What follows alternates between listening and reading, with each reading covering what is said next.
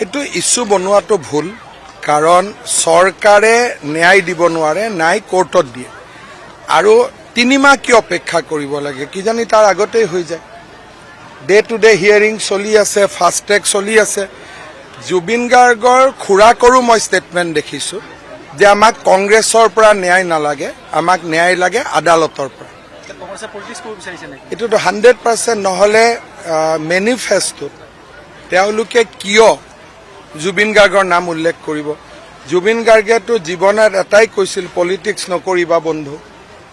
এতিয়াতো মেনিফেষ্টোতে তেওঁৰ নামটো সোমাই দিলে।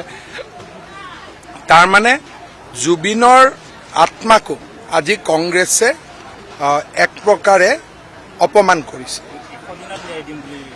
100 দিন চাওক, এতিয়াতো কোৰ্টত ডে টু ডে হিয়াৰিং চলি আছে। মইতো ভাবোঁ এতিয়া 100 দিন নালাগে। এতিয়া যদি আপোনালোকে ফাষ্ট ট্ৰেক কোৰ্টত যায়, যোৱা 1 তাৰিখৰ পৰা ডে টু ডে এগৰাকী জাজ অকল এইটো কেছেই লৈ আছে।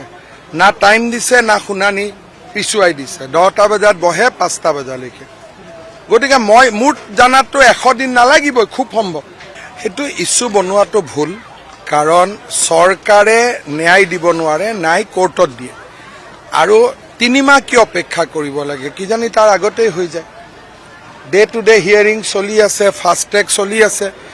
জুবিন গাৰ্গৰ খুৰাকৰো মই ষ্টেটমেণ্ট দেখিছোঁ যে আমাক কংগ্ৰেছৰ পৰা ন্যায় নালাগে, আমাক ন্যায় লাগে আদালতৰ পৰা। এইটোতো 100% নহ'লে মেনিফেষ্টোত তেওঁলোকে কিয় জুবিন গাৰ্গৰ নাম উল্লেখ কৰিব?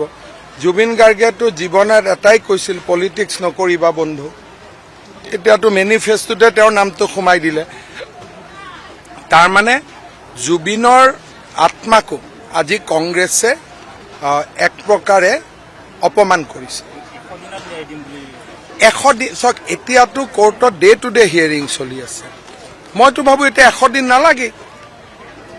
এতিয়া যদি আপোনালোকে ফাষ্ট ট্ৰেক কোৰ্টত যায়, যোৱা 1 তাৰিখৰ পৰা ডে টু ডে এগৰাকী জাজ অকল এইটো কেছেই লৈ আছে। না টাইম দিছে, না শুনানি পিছুৱাই দিছে। 10টা বজাত বহে, 5টা বজালৈকে। গতিকে মোৰ জানাততো 100 দিন নালাগিবই, খুব সম্ভৱ।